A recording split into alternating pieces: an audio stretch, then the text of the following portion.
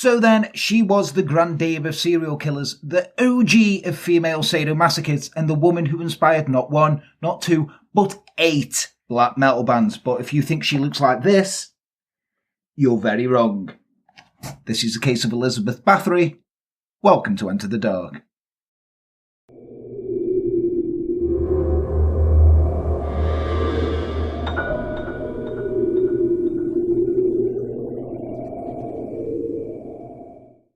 Hello and welcome to Enter the Dark. I am Jan. With me as always is Les. You're right there. All good, man. Looking quite pale in this weird lighting that we've got going on, aren't you? I've only just woken up. He has. He's bleary-eyed and... Yeah. That awake, are you? No, this is my first one off. And I work nights. so like, I've only just got up. That's his excuse and he's sticking to it.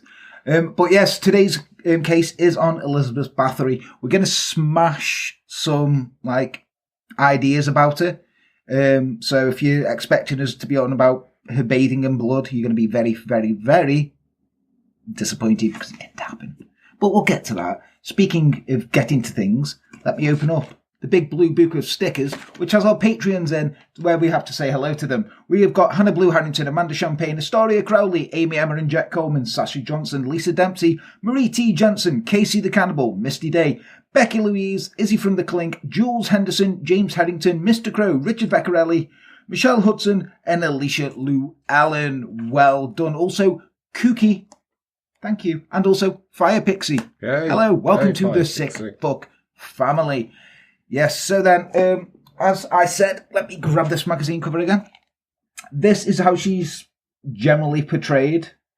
There, big boobs, in the bath, dead things there, sexualized. Is that real, though? Is that how she is?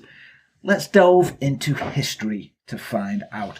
So, she's a symbol now to sort of a demented, sadistic decadence of aristocracy of it all. It's just she was a powerful woman. That's what she was. It just depends on which sort of book that you're reading about it.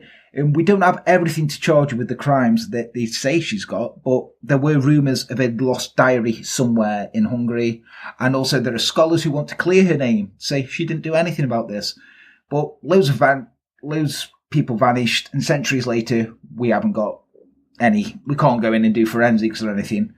But there was a lot of blood surrounding it. So let's get started on this. So, Elizabeth Bathory, that's how you say her name in Hungarian, but I'll just call her Elizabeth, because... Liz. Yeah, because it's easier than me saying Elizabeth. She was given the trappings of an enviable life. She was born on August the 7th, 1560, into one of the most powerful clans in Central Europe. She had the ridiculous wealth and impeccable scholastic pedigree to prove it. So, she's a bit privileged, wasn't she? Yeah, bit of a blue blood. Yeah. So, her Protestant parents spared no expense when it came to giving their daughter classical education. She spoke not only Hungarian and Slovak, which was the language that many of her servants spoke, but the language she also spoke Greek, Latin, and German too. What's the point of speaking Latin? At the time, not at the time. Just it's a dead language, isn't it? It wasn't then, though. It wasn't a dead language. Just like if you want to read, but if you want to read the Bible, I've got to read Latin. But it's pointless now, isn't it? Nowadays, it's pointless unless you want to freak people out. If like you're at a party and suddenly. Yeah, you turn your eyes back in your head. If you can, Latin. If it's fine, if you are possessed and you do wish to, freak people out, then speak Latin. But don't go out your way to learn it because there's more useful languages. Yeah, learn fucking Spanish or something. Chinese. Yeah, Mandarin. Again, there's a number of different Chinese. Learn Mandarin. Get Duolingo. Sort it out. Okay, get on. What's that app? Duolingo. Is it Duolingo? Yeah. Cool. So, there you go. We're not sponsored by Duolingo. We're not sponsored by anyone. Nobody will That's a separate video, though. Christ. Yeah. All was not well in the world of little Elizabeth. Rumours abound that she suffered from terrible epileptic seizures as a child, although her parents happened to be cousins. Seen a few patterns here. Yeah. I mean, basically, back then, everyone was... all cousins were fucking, you know what I mean? Just kept it in the family. The Habsburgs. Yeah. Like, who was that prince? Like, Look at his face is a meme. The Mountbattens. Do you know who that is? Yes, I do know who that is. The British royal family. Because they changed the name during World War II to sound less German. That's why they're called Windsor now. Prince Andrew is a nonce. Nonce. He is. He's a nonce. There's no way around it. And apparently he was an awful child as well. Well, I mean, he's the Queen's son. I imagine all of them were awful. Apparently Charles apart from, which one was the alcoholic woman? Burnt herself getting in a bath too hot because she was pissed. Was it Princess Anne or Princess Margaret? It's one of them, isn't it? The one who's dead. She was good. Talking about like weird shit that like the royal family's done, like the way they hushed away those ones that had like were mentally disabled. Oh yeah, they do that all the time. They just like and you know. I mean, look at fucking the Kennedys. Well, you know, they only had like a grave marker. They didn't even have a gravestone. Like somewhere where you bury your fucking pets. Saves money, doesn't it? Yeah, because they're wanting for that, aren't they? Mm. But yeah, apparently her family had a penchant for inbreeding, which historically has led to more than one noble person with a weak constitution and a leaning toward being mad, because that's what inbreeding will do. My dog's got an underbite because it's inbred. When we got her, they were like, here's a family tree kind of thing, and it was like loads of it was basically a stump, not a tree, and it was like inbreeding all the way through.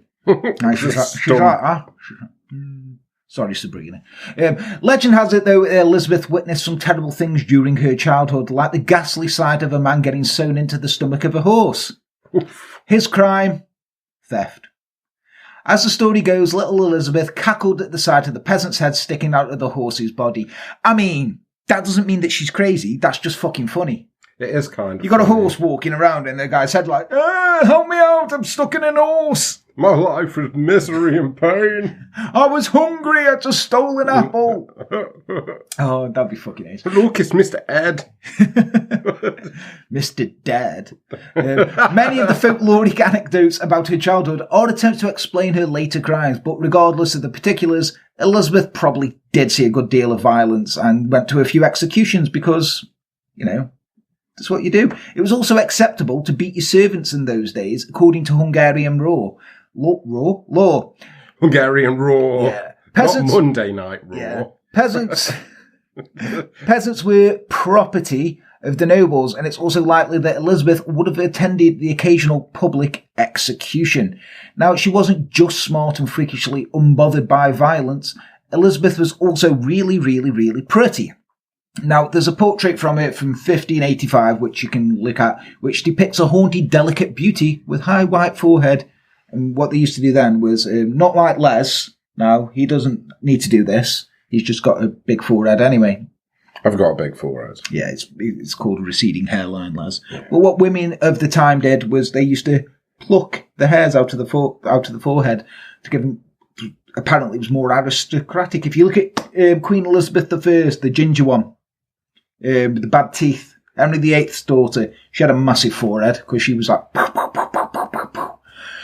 Yeah, so when she was 10, I can imagine her just doing that. Don't know why she'd make that noise. She's the queen, and she can do what she wants. When she was 10, Elizabeth became engaged to a 15-year-old Count Frederick Nadasti, the son of another powerful Hungarian family. That's weird. Yeah. It's a bit weird, that, isn't it? That's some like fucking Alabama shit right there. It was common back then, and Elizabeth moved to the Nadasti Palace during the engagement and began learning to run her in-laws' massive estates. Now, rumour says she has an affair with a peasant boy during this time, became pregnant and was forced to give the child away in a very hush-hush manner, while her fiancé castrated the unfortunate peasant and threw him to a pack of wild dogs. Oof. Now, I don't know if that's true or not, but I kind of hope it is. But even if it's true or not, though, she did have quite a wild libido, and young Nadasti would soon become famous for his mad and creative violence. So Elizabeth, at 40, married her intense fiancé on May the 8th, 1574, in front of 4,500 guests. The lavish celebration raged on for 3 days, and Nadasti topped off the event by giving his bride the craggiest, loneliest castle in Hungary, called Castle Countess. As a there's more vowel. There's fucking hardly any vowels in that. Why stick a J? Any word that has a J in the middle, fuck off. As a home of her own. It was done up in a Gothic architectural style and perched on top of a foreboding hill. Nadasti had no idea of the crimes Elizabeth would later commit in Countess's dark, isolated halls. Someone's going to be there now in the comments. I think you'll find this J. And it just goes back to and it's there. It goes back. It's just like we don't care. We don't care. You know the law on this channel. Whatever words however I say something, that's how it's pronounced. Go fuck yourself. Yeah. So the Nadasti / Bathories were now an incredible wealthy couple with plenty of social cachet, but they barely saw each other. It took 10 years for them to have their first child, which was unusual for married couples at the time. If Elizabeth was infertile, there would have been considered an acceptable reason for Nadasti to divorce her. But it wasn't biology that kept him childless for so long, Les. Do you know what it was? War. Huh. What is it good for? Apparently not having children. Yeah. Contraception. Yeah, there you go. Want contraception? Go to war. 3 years into their marriage, Nadasti left for the Hungarian border to fight off the Ottomans, while Elizabeth moved between their many castles to oversee their lands and keep their numerous household accounts in order. Imagine getting marched on by loads of pieces of furniture. It's like going to be like fucking Beauty and the Beast, isn't it? Yeah. Where they're like but fucking, just solely Ottoman. Yeah, just the Ottomans falling on people. Like, ow! Like, fucking sofa, I'm an Ottoman. Her letters to him are polite and respectful, but with only occasional flash of the strong-willed personality she was keeping at bay. Like when she reprimanded him for waltzing off to Transylvania without informing him. You go there. You're going to Transylvania on your own on a lad's night. Yeah, don't tell me. You know what's in Transylvania? Vampires, that's what. No, because Dracula hadn't been written yet. It's true. Yeah, so they'd be like, why are you going to Transylvania? Eh? You got a whore there. So the Ottomans invaded in a more serious way in 1591. They got some rocking chairs with them. At the start of what had been called the Long War. It's very unspecific. Unspecific, innit? It's like, we know the mistakes they made with the 100 Years' War, because that lasted a lot longer than 100. And the Great War. And the Great War. And the 30 Years' War, though I think that the 30 Years' War was actually 30 years, and that was way after this. So, yeah. So they were just like, we'll go for a non-specific number. We'll just call it the Long War. Yeah, I love that when it started off, it was like, it's a short war. And then it was just like, it's, getting long. This is medium-sized war. It's like the drawn-out war. Now it's just the long war. It's just long, innit? The tiring war. Yeah, so he fucked off onto fiercer and bloodier conflicts to fucking stab people. Now, he loved war. It was like, if he had a skill, it was war, because he was fucking good at it. Around this time, he got started to be called the Black Knight of Hungary because of his reputation for ever more inhuman cruelty. Now, he made sure to learn all of the best Turkish punishments from his enemies before he killed them, and if he was feeling sporty, he might play catch with the severed heads. Imagine that. It's like, so, I've caught you. Like, oh yeah, you caught me. How do you kill people? Or what we usually do, right, is get a bunch of cats and we gaffer tape them to the faces so the cats freak out and scratch them to death. Really? Yeah. You got any cats with you? Yeah. We always bring the cats just in case. Like, we always bring the cats. Yeah, we've got to bring the cats, haven't we? Because are we going to do that? You can't just pick cats up as you go. You give me like, I've got one cat. Needs a kitten. Yeah, we've got loads of cats. And just gaffer tape to his face. Like, it's like, yeah. Keep these cats, will you? Yeah, just like cats going, wow. Didn't they?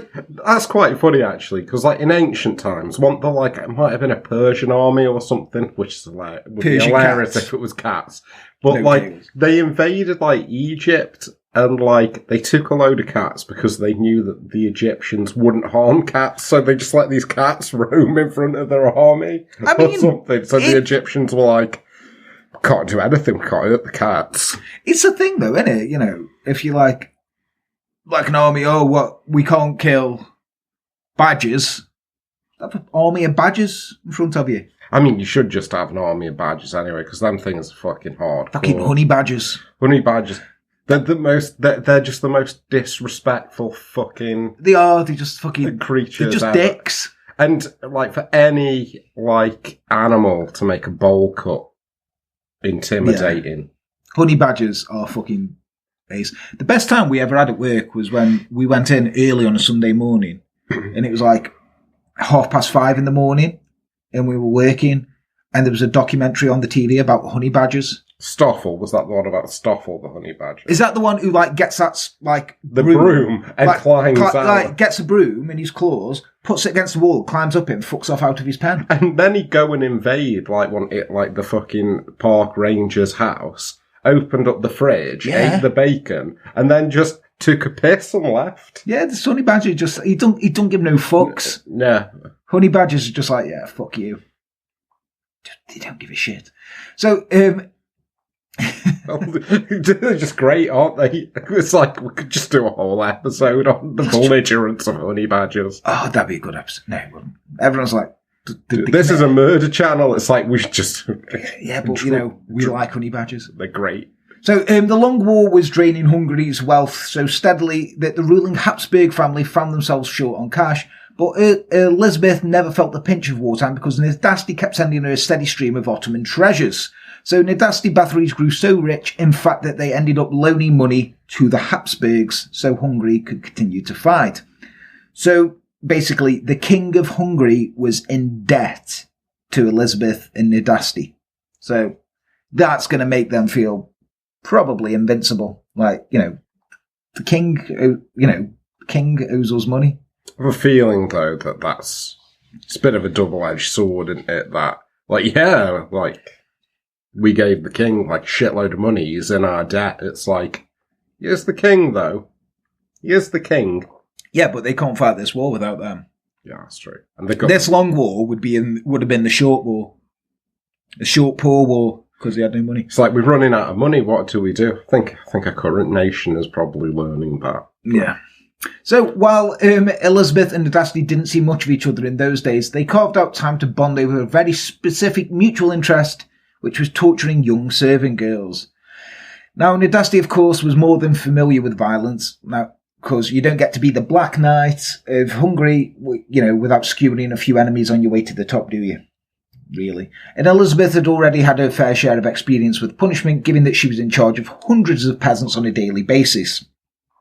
Now, the couple witnessed and even encouraged cruelty in each other, resulting in a long-distance relationship characterised by bloody reciprocity, can't speak tonight, and a little less staring longingly at the same moon, a little more stab people at the same time. 1, 2, 3, and go. But imagine that, it's like sexting, but it's like via Raven or whatever. And it's like, oh yes... Sending, like, woodcuts. Yeah, just like... what you're doing. Just you stabbing this peasant girl. Like, quick, etch away. Yeah. Come look at me etchings. Oh. This Smashing is me. her in the face. I cut his head off and made him deliver fellatio. Yeah, look at these cats on his head. Scratchy. So Nadasti taught his bride how to roll up a piece of oiled paper, place it in between the toes of a disobedient servant, and then set the paper on fire, which is a fun game called Star Kicking. Star Kicking. It's got such a great name. It has, hasn't it? Yeah. So he also reportedly brought Elizabeth a sort of clawed glove that she used to slash a servant's flesh. So much like me, with my Freddy Krueger jumper, she was like Freddy Krueger. She was just like going up to him, going like.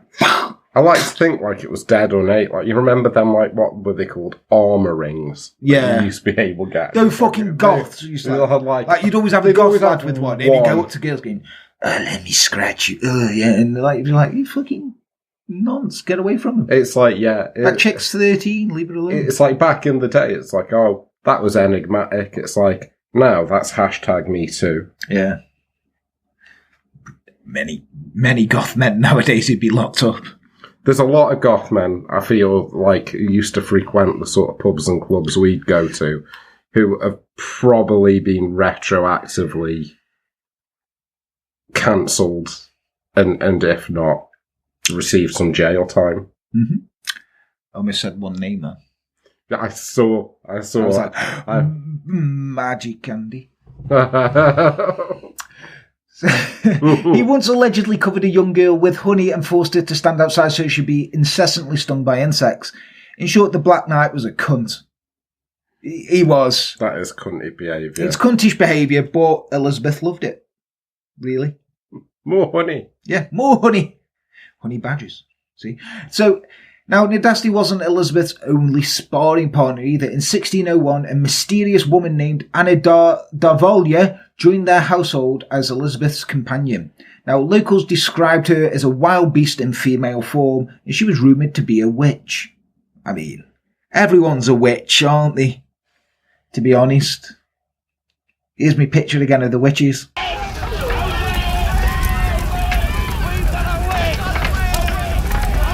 So, once she arrived at the castle, Elizabeth's personality started to change, and the lady become more cruel, her servant said, as they're being battered and stabbed and covered in honey and stung. Like, oh, she's become more cruel. How could she become more cruel? Everyone's asking. If Nadasti taught Elizabeth to torture, Darvolia taught her to kill. So, now and then, servant girls died at the castle, but it was nothing worth raising a royal eyebrow over like the Rock. Can you raise one eyebrow like the Rock? No. I can't. I can do the Sid Vicious. He just plays as Phil Anselmo.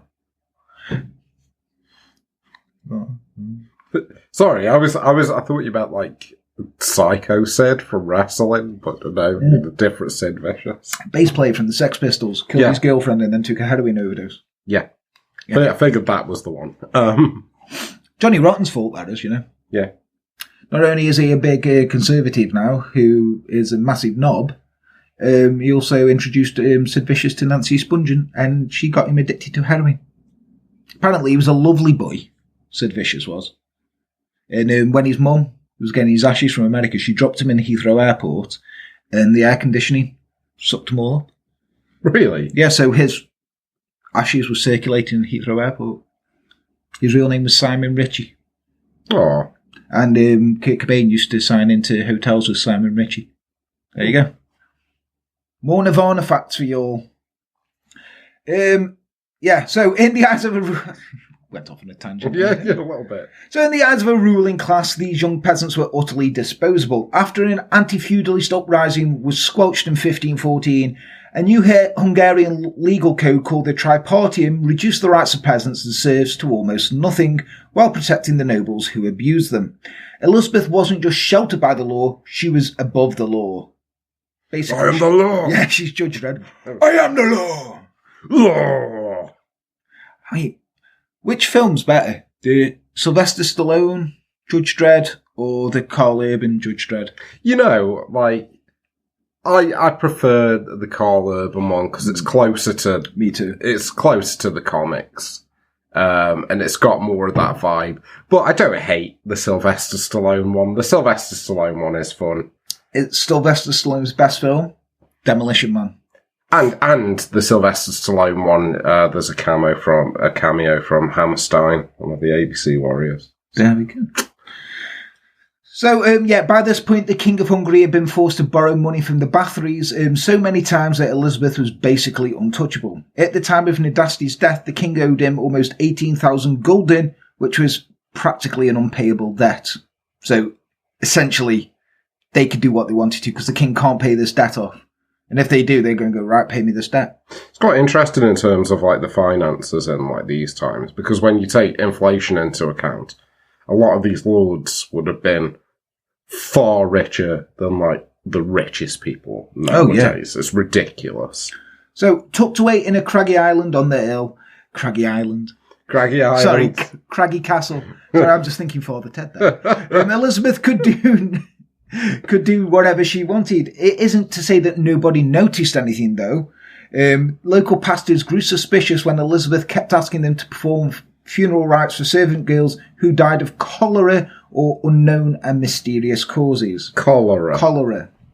mysterious and unknown circumstances. At one point, she asked them to bless an oversized coffin, like a fucking huge coffin. It's a big coffin. She was a whale. Yeah. The pastors were balked when they heard the rumour that it contained 3 dead bodies. The speculations grew so outrageous that one of the pastors dared to pull Countess Bathory aside after a sermon and called her a murderer to her face. He said, "Your Grace should not have acted because it offends the Lord, and will be punished if we do not complain to and criticise your Grace," he said. "And in order to confirm it that my words are true, we need to only exhume the body of the latest of the dead girl, and you will find that the marks identify the ways in which death occurred." So the Countess apparently hissed at him, which obviously, proved her innocence. If someone accuses you of something and you go, you do it. She hissed that she had relatives who wouldn't tolerate these shameful accusations, and the pastor responded, "If your Grace has relatives, then I also have a relative, the Lord God. Let us dig up the bodies, and we will see what you have done."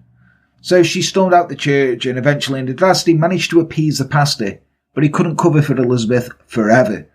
I mean, you can imagine him just getting in like, dude, she's fucking mental. Don't piss her off. I'm off fighting a long war here. I get back, and she's like, this fucking pastor telling me what I can do to my servants. I am the law. Do you know how much money they owe us? 1,800 gulden. 1,800 gulden! 1,000, whatever. They can't pay it back. We basically run this country. Yes, I know, dear. I'll go talk to the pastor. He's just like there. He's like, dude, she will fucking kill you. She doesn't care. He's like, yeah, but my relative is God. Because he's French. This pastor was, of course. I like to think he did it more like fucking Alan Partridge. That bit where he's like, Sasha, just go over there. And he's just like, let me sort this out. And then he's just like, sorry about that. That's it.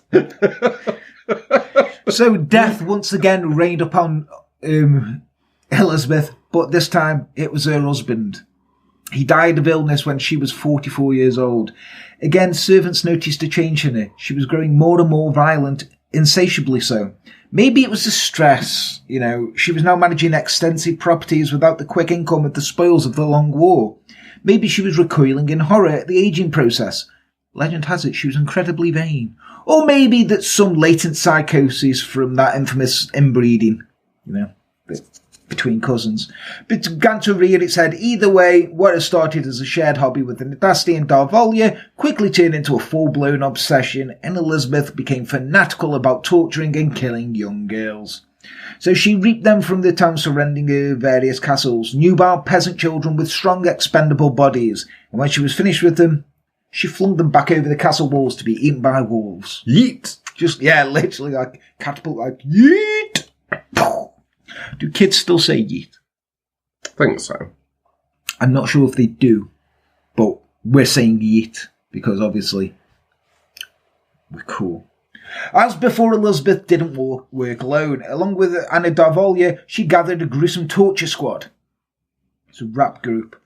Her children's nurse, Ilona Jo, an old friend of Ilona Jo's, who went by Dorka, a washerwoman named Catalin, and a disfigured young boy known as Fixo. Because everyone needs a disfigured young boy if you're starting a torture squad. Who's just like really cruel. So, do unto others. I do. Yes, master. So Darvolia, Dorka and Ilona Jo were the cruelest of the bunch and took pride in their macabre creativity. Fixo helped, and he was awfully young and also disfigured. So he just probably drooled on them a bit. Caitlin was most soft-hearted. She tried to sneak food to broken-down girls, and once she herself was beaten when she refused to participate in the torture. It usually started with the servant girl's mistake. She'd miss a stitch, Les. Miss a stitch. She'd miss a stitch, causing on the Countess to turn. She would begin by slapping, kicking or punching the servant, but eventually she'd dig deeper, producing some imaginative punishment to satisfy her craving for blood. Those who made sewing mistakes were tortured with needles, while a girl who stole a coin was branded with that same coin. Elizabeth played mind games. She'd prick the girl's fingers with pins and saying, "If it hurts the heart, she can pull it out." She's Arnold Schwarzenegger in this film. Then when the girls pulled out the pins, Elizabeth would cut off their fingers. Seems a bit excessive, really, doesn't it? Yeah, it does. So if it's hurts you, you can pull it out. Oh, thank you, Rob. Fuck off. Fingers chopping your fingers off now, you whore. So she'd often strip her servants naked before she beat them, and once bit a chunk out of a girl's face when she herself was too sick to get out of bed. I mean, who hasn't? True. You know, oh, I'm feeling ill today. Come here, let me bite your face off. If it makes you feel better. Some people have chicken soup. Yeah. So if the torture stopped there, it was a pretty good day for the servant girls, but Elizabeth was rarely satisfied with pinpricks and severed fingers. No matter what castle the Countess was staying at, she had a specific torture chamber to play around in, and the brutalities that occurred in them were absolutely appalling. The torture squad would burn the girls with irons or beat them until their bodies burst. Burst. It's like, and then like, I'm imagining it's like they're beating them, but like pumping them full of air, like, and that, like game like fucking Violet Beauregard in Willy Wonka, but they just don't roll her out to the juicing room. They just. So once Elizabeth put her fingers inside the girl's mouth and tore her face apart. Proper fish hoot McGraw. So there was also reports of pincers used to rip out girls' flesh and rumours of forced cannibalism. What outrageous cruelty! No butcher under heaven, in my opinion, more cruel, wrote the horrified Kizesi pastor to a friend after learning what happened deep inside Elizabeth's dungeons. Some members of the torture squad had specialities. Dorka liked to cut girls' fingers with shears. Devoya liked to give them 500 lashes. And Elizabeth liked it all. Yeah, she's not fussy. Just take it all. Anywhere she went, confessed Alona Joe, she looked immediately for a place where we could torture the girls. A townsman heard of 7 servant girls that their mistress could not either drink or eat if she had not previously seen one of the virgins from amongst her maids killed in a bloody way. Without death, it seemed, Elizabeth felt incomplete. Let's stop here for a moment, though. Okay, Les? Okay. Does this seem a little too gory to be true to you? It does seem sensationalised. Quite sensationalised. So, how are we getting all this? Where do we get this information from? Because, like I said, bathing in the baths of blood and that, well, that didn't happen, but how do we know? Thanks to the graphic nature of the trial transcripts, the Bathory legend ballooned to ludicrous proportions in the centuries after Elizabeth's death, and many of the rumours that sprang up involved a potent mix of sex, narcissism, and blood. So, as we said, the most enduring rumour that there is she bathed in the fresh blood of her victims to preserve her beauty forever. So, this is a story around that. When a servant girl ruined some aspect of her toilets, she slapped the girl so hard that the peasant blood spat across her noble face. After washing the blood off, she noticed that her skin looked younger than it had before, perfectly smooth with that elusive, almost translucent quality she thought she'd never achieve again. Before oil of Oulé, isn't it? Yeah. Thus, she became maniacal about soaking in tubs of virginal blood in top-secret 4 a.m. baths. But, sorry, goth girls, certainly probably didn't happen. None of the servants who testified against Elizabeth mentioned anything about the bathing in blood. In fact, what they do mention is that so much blood was spilled during torture sessions that you could scoop it off the floor, meaning Elizabeth didn't seem too concerned with saving it, much less bathing in it. The precious blood that poured from her victims. Turns out the first mention of these bloodbaths was over a century later, after her death, in a 1729 book called Tragica Historia that was written by a Jesuit scholar after he discovered the Bathory trial transcripts. So it's easy to see where this come from, though. It's a compelling, creepy image, but it also solves the distressing idea of a murderess who kills just because she's a killer. It means we don't have to worry about the question if she was evil. Vanity is much more palatable than being insane and a sadist. So when it comes down to it, it's easier to explain away like, oh no, she was vain and she needed all this blood, rather than she was just fucking insane. So don't be disappointed, though. Les, don't be disappointed. Okay. There was plenty of blood was shed at Shays Elizabeth, so much so that the walls were spattered with it. Elizabeth would get so drenched with gore she occasionally had to stop mid-torture to change her shirt. While her affinity for stripping her maids naked may hint at some sort of fetish, Her dealings with Darvolia and the occult may have occasionally focused on preserving her youth. It seemed what the Countess truly liked was pretty straightforward, which was to destroy some girl's body. Rumours of Elizabeth's violence were now flying everywhere, but nobody could do anything about it, because she was still killing peasants, and peasants couldn't press charges against nobles. Parents would sell their child to Elizabeth for a lump sum, and if the child died of cholera, well, it's too bad, innit? They've got the money. He dies. Yeah, they're like, we've got more kids, if you won't give them cholera. So she was killing so many girls she couldn't even bury them properly, with shallow graves in the courtyards were sometimes disturbed by wild dogs, but the Countess remained unassailable. Then, like many serial killers, after her, she grew reckless, she got messy, and she started killing the wrong people. Ooh. By 1609, her cruel collaborator Darvolia was dead of a stroke, and Elizabeth was running out of money. She was now taking advice from her lady steward, Urzy Majorova, rumoured to be a forest witch, a local peasant woman familiar with herbalism and the occult. Basically, she liked magic mushrooms, probably. Yeah. It was like, have some parsley on that bacon. Probably knew a bit of midwifery. Yeah. Surely by now Elizabeth was half mad with loneliness and also inbreeding. Nadasti and Darvolia were dead, her children were married and gone, her confidants were washerwomen, forest witches, and a young boy who barely knew what he was doing and was disfigured. None of these people could understand... You're bumping into the wall again. Stop licking that window. So none of these people could understand what it meant to be Elizabeth Bathory, to be powerful, rich, beautiful, and aging, and cruel. It was not, to be the only one in charge of holding her own dark world together. Did Elizabeth have close friends and social circles? Probably not, no. She did have a heavy reliance on peasant women, and the fact that she was panicked after most social obligations, taking out her anxious energy on the bodies of her servants. Even her violence seemed tinged with the terrible isolation. You can't beat a girl to death in a gloomy torture chamber without flailing your arms in the darkness. Flailing your arms in the darkness. With some flails. I just got some flails on Elden Ring. You're not obsessed. You're really enjoying that game. Elden Ring's awesome. Everyone go get it. It's amazing. You die loads, but you don't care. I just got flails and telling me about your horse. Got killed by a sheep.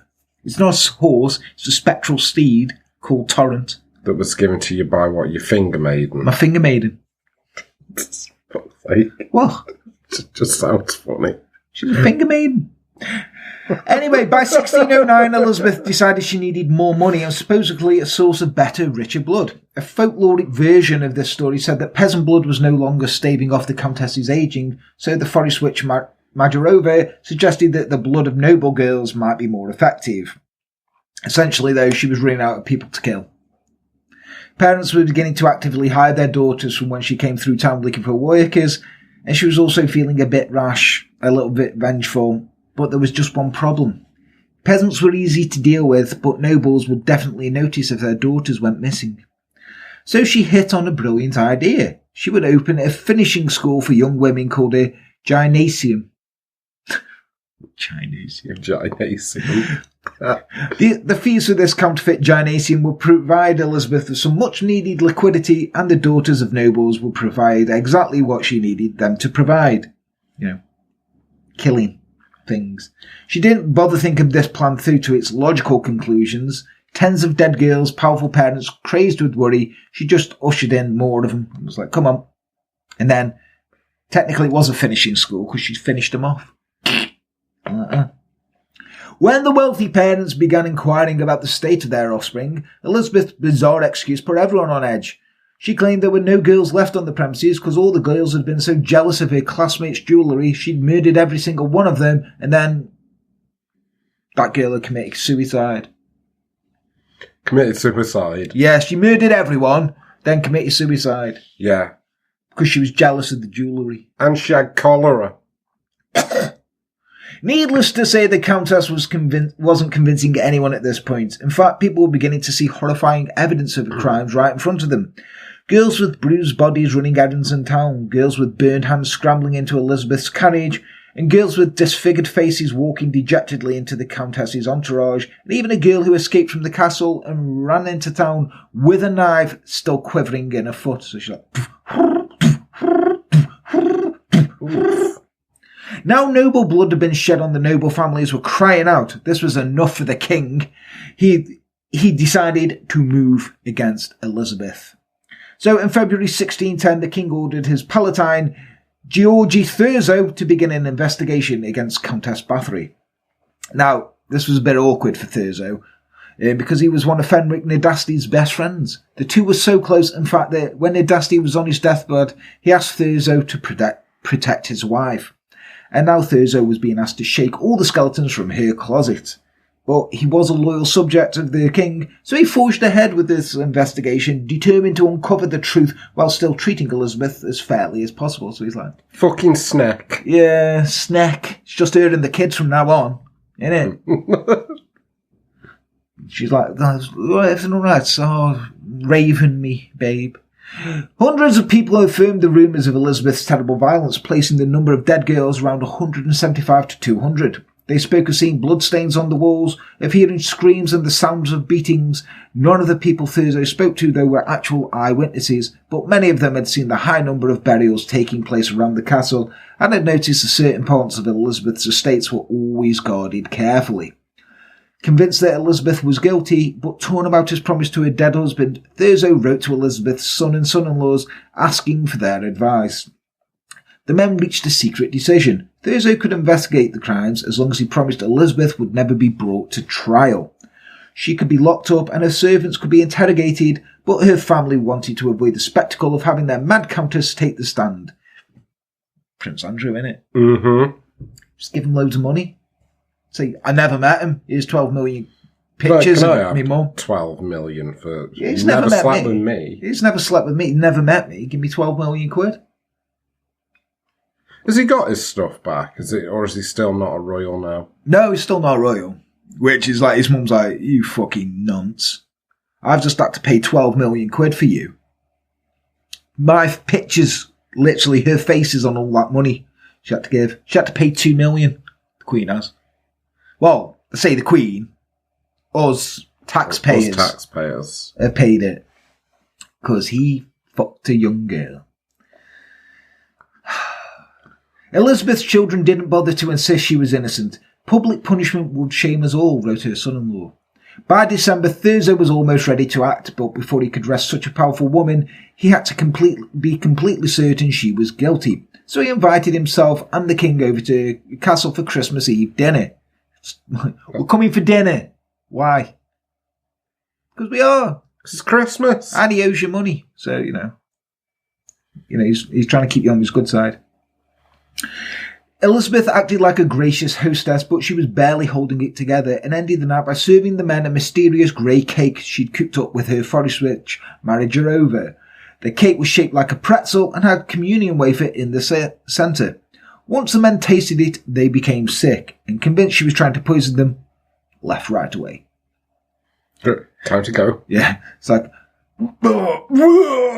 we're going to go now. Yeah, she's poisoning us. And she's like, no, come on. Let me pour the custard on. That's like fucking... It's just black. It's just black. Fucking... Like, when the smoke comes out of it, it's in a skull and crossbones. On New Year's Eve 1610, an increasingly paranoid Elizabeth met Majarova outside the manor house of Castle Countess to watch the movement of the stars and clouds. They were planning to cast a spell for protection and asked the scribe to write down. When Majarova was satisfied with the conditions were right, the women began to chant. Help, oh help you clouds! Help clouds, give health, give Elizabeth Bathory health. Send forth you clouds, 90 cats! If I was Elizabeth Bathory, I'd be like, you're making this shit up. Or... I wouldn't, I'd be like, my husband told me about them cats. The Ottomans carried cats everywhere, gaffer taped into people's faces. They're like, really? Yeah, what do we need? We need 90 cats. How many cats do you need per face? 3. But what I'm thinking, 45, cover an entire body. Scratch that motherfucker up. Oh, yeah, okay. And we'll do it to 2 people. So, do you know what these were meant to do, though? The cats were instructed, so these 90 cats weren't there. They were just saying, right, These cats, you can hear us. Like tapping the tin so they come for dinner, like shaking the biscuits. Like, the cats were instructed to destroy Thurzo and the king and anyone else trying to bring the Countess grief. But unbeknownst to them, Thurzo was hiding in the darkness around the castle at that very moment, determined to catch her in a bloody act. So he's like in a bush like this. Like, I feel that they could have chosen more effective animals. Mate, the cats are 90 cats. Imagine trying to fight 90 cats who are all pissed off at you. No, you'd die, wouldn't you? You'd die. Fucking one cat. You'd be like, oh, that's a nice cat. You just wait till you're walking downstairs, run between your legs, boom, you died. And then the cat just starts eating you. Well, Interesting fact, if you've got a pet dog, right, and you die and you're in a room with this dog the dogs will wait until they are literally starving to death before they eat you. Cats will just eat you. They're not even hungry, they'll just start eating you. They just like go up to you like, it's dead. It's like, you hungry? No. Why are you eating him? Why not? Yeah. My cat's literally every time I go into the kitchen, my cat's just meow. I'm like, literally fed you last time, you knobheads. 5 minutes ago, I fed you. You've still got food in your dish, and like, meow, meow. I'm like, fuck off. Yeah. So once Elizabeth was back inside, Thurzo crept towards the manor, accompanied by a party of armed guards. Right away, they stumbled across the body of a mutilated girl near the entryway. Found 2 more girls dying right inside the doors. Jesus. Didn't find any cats, though. A sound of screaming led them into one of the torture chambers, where they caught the torture squad at work, dropping some sick beats. It's unclear if Thurzo actually caught the Countess herself in the act or simply discovered her hench people, but he finally satisfied of her guilt. Elizabeth was dragged to the castle proper and forced to watch the rest of the search, which revealed even more girls hidden away where this damned woman prepared these future martyrs. As the men moved through the dark halls, Elizabeth cried that she was innocent, that all this violence was the fault of her servants. The next day she was formally imprisoned in the dungeons of her own castle, where she'd held her torture victims previously. A grand total of 306 people testified against the Blood Countess, including members of her torture squad. Fucking snakes. Who were now being tortured themselves. Their testimonies were beyond incriminating. The lady beat and tortured the girl so much she was covered in blood, she was, said Alona Joe. They were taken to the tortured even 10 times a day, like sheep, said Fixo. No one knows for sure how many girls Elizabeth Bathory killed. Her 4 accomplices claimed the number of dead girls sold between 30 and 50, and they probably know best for obvious reasons, while the staff at another one of the castles said she'd killed between 175 and 200. The king, though, heard on the grapevine that she'd killed 300, and one young witness claimed the Countess had murdered as many as 650 girls, and she'd kept their names written in a ledger. Alona Joe, Dorcas and Fixo all received a death sentence. Since Alona Joe and Dorcas had been personally responsible for so many serious ongoing atrocities perpetrated against Christian blood, their fingers were torn out by heated iron tongs before they were executed and thrown into a huge bonfire. Fucking hell. Because of his youth, young Fixo was given a slightly more merciful sentence. He was beheaded and then burnt. Catalin, the most unwilling of the accomplices, she was just thrown into jail. Poor Fixo. He's had a bad hand dealt, hasn't he? You know, he's challenged. You know, he's all deformed. And he's on about sheep. And he's like, I'm waiting for the 90 cats. So, I promised cats. And I'm like, yes, Fixo, cats. As promised, Elizabeth was never taken to trial, but instead condemned to lifelong imprisonment in her own blood-drenched castle. Several pastors visited her there and found her furious and unrepentant. When they asked her to think about how much suffering she'd been inflicted on others, Elizabeth merely snarled that her powerful relatives would soon come and save her. She's like, my fucking dad-in-law's going to come. And my auntie. And my uncle, he'll have you. My uncle will, he's dead hard. She maintained that Alona Joe, Dorcas, Fixo and Catalin were the guilty ones, and when the pastors asked her why she had condemned her servants to simply stop torturing, Elizabeth responded that she herself was afraid of them. At another point, she hissed that she would confess a thing, even if they tortured her with fire. So Elizabeth hated Thurzo most of all, and as she tried to convince her relatives to release her, she continually lashed out at the Palatine for imprisoning her. At one point, Thurzo lost his temper and screamed, "You, Elizabeth, are like a wild animal. You are in the last months of your life. You do not deserve to breathe the air on earth or see the light of the Lord. You shall never disappear from this world. You shall never reappear in it again. As the shadows envelope you, may you find time to repent your bestial life." But was she such a beast? In the centuries since her imprisonment, several scholars and biographers have insisted that Elizabeth was innocent, or the trial of accomplices was a show trial that shouldn't have resulted in her rather under-the-table conviction. Now, they argue that the whole thing was a set-up masterminded by Thurzo and the king, designed to imprison a political rival and to incapacitate a powerful widow and to seize all those lovely lands. And to say Elizabeth's lack of trial was unfair and that the confessions of her accomplices achieved through torture can't be taken as fact.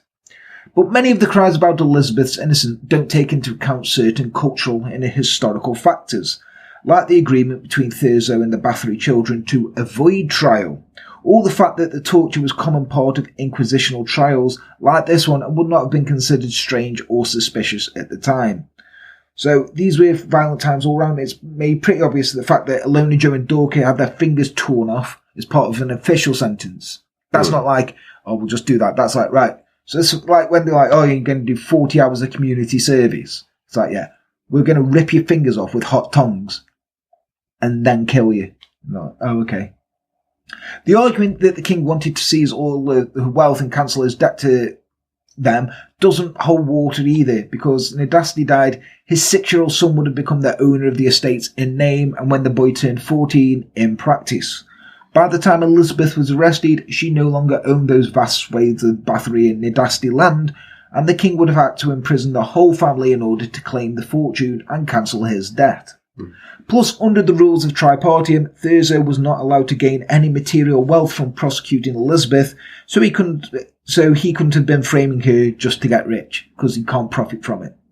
Another sticking point to those who believe in her innocence is the fact that Thurzo began investigating Elizabeth when there was no hard evidence against her, only rumours of her violence, and she was never informed of the inquest that was starting, but all of this was perfectly legal under tripartium.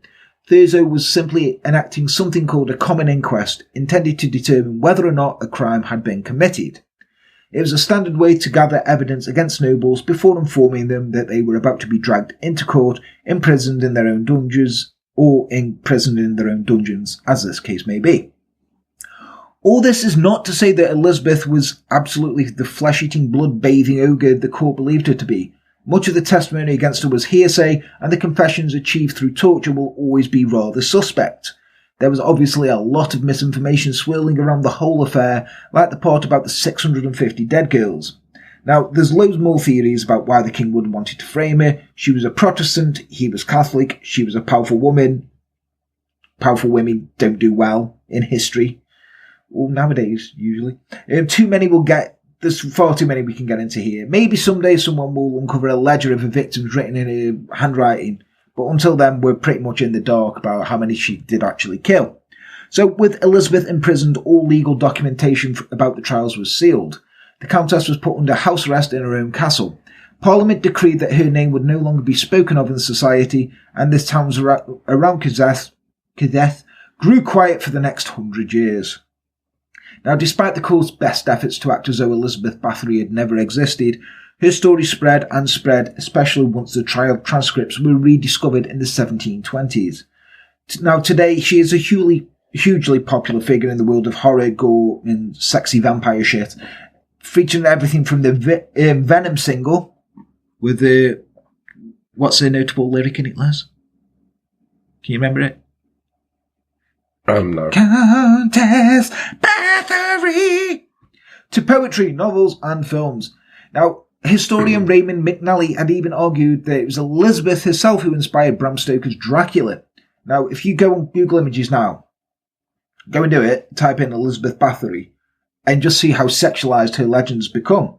There's manga of the Countess sporting nipple clamps, Fan art featuring nude in a bathtub of blood. This one. I'm in this magazine, by the way, so buy it. You all know it. Out of the 306 testimonies collected by Thurzo, sex is mentioned once.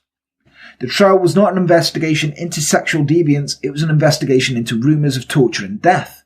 But in the centuries since then, plenty of sex-drenched tales have popped up, like the rumour about her peasant lover and the subsequent pregnancy, or whispers that she slept around when Nedasti was off fighting the Ottomans.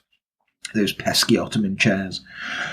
One persistent tale concerned her Aunt Clara, reputedly a bisexual and a sadist. How you doing, Clara? As the story goes, during Nedasti's long absences, Elizabeth liked to visit Clara's castle, where Clara would teach her niece all about witchcraft, torture, and making love to a woman. Another rumour just says that Elizabeth and Anna d'Auvallia were lovers.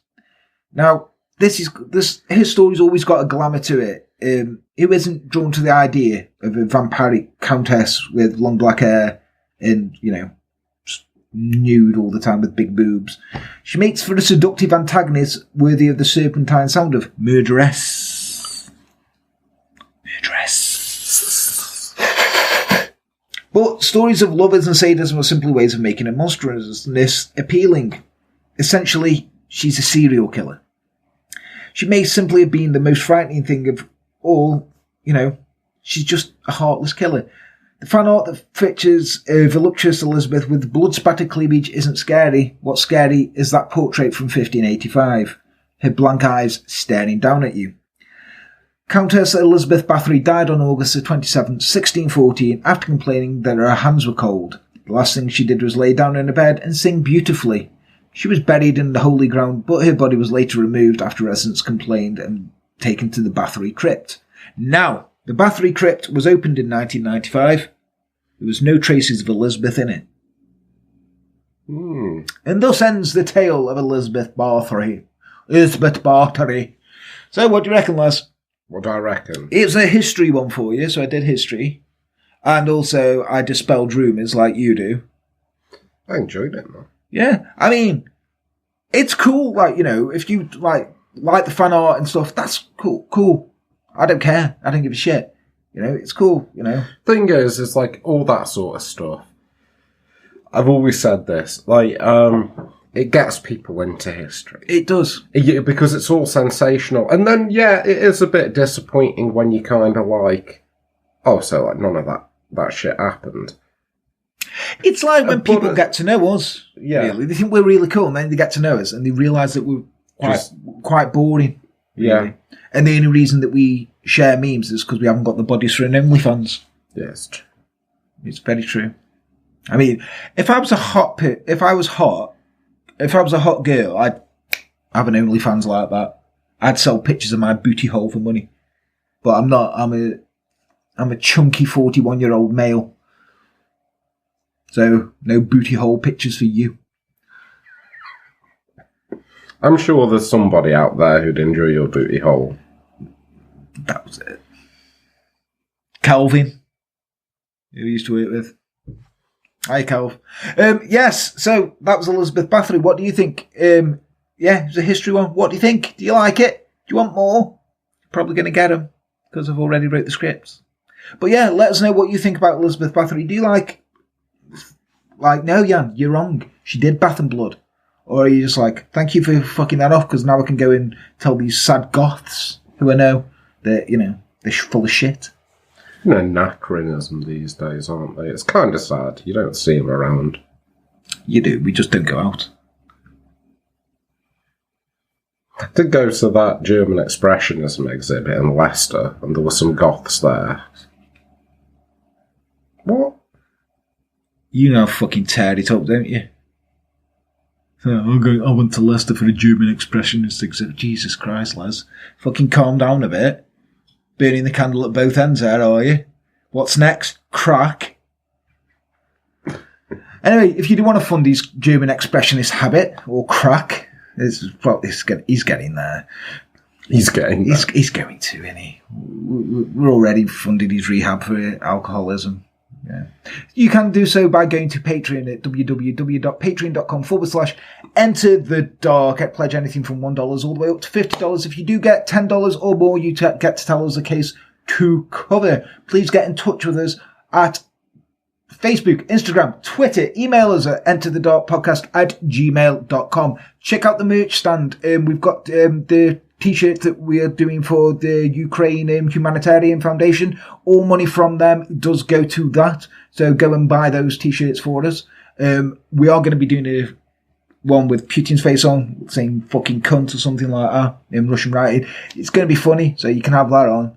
Go around showing Putin with a small dick. Because he's got a tiny dick.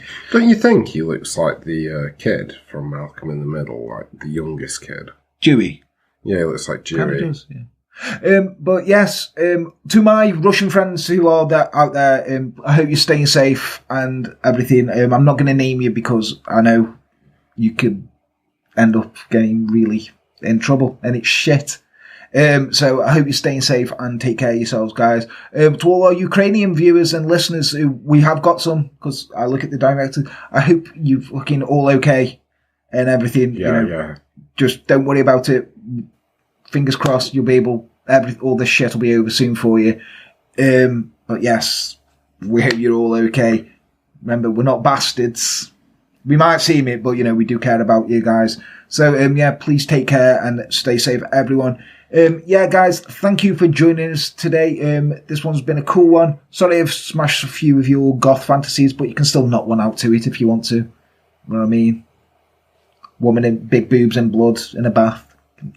He's going to rub one out to it in a minute. So I've been Jan. He's been Les. Take care. Bye-bye.